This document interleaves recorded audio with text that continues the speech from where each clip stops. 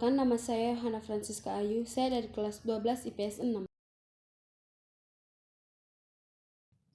Orde Lama adalah masa pemerintahan Indonesia di bawah Bapak Presiden Soekarno yang berlangsung antara tahun 1945 hingga 1966.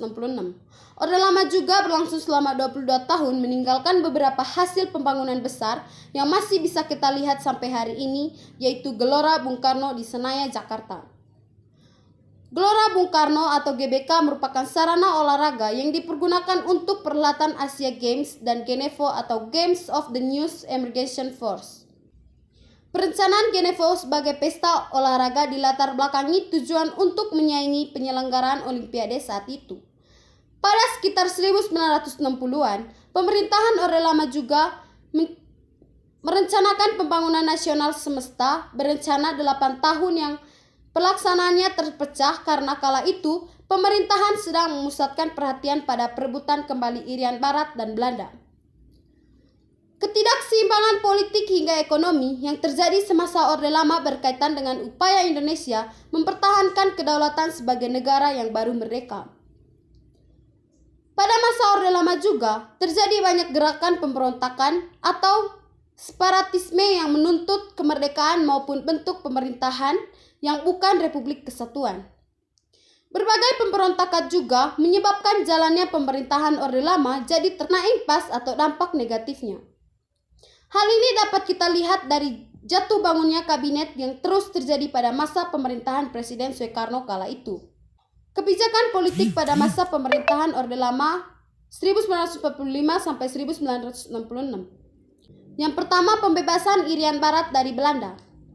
Peristiwa bersejarah ini mulai ketika Soekarno mengeluarkan 3 komando rakyat atau Trikora pada 1961.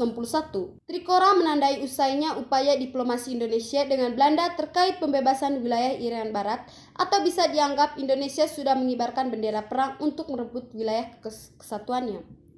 Langkah Trikora diambil karena pihak Belanda yang tidak juga menunjukkan etikat baik terkait nasib Irian Barat secara diplomatis.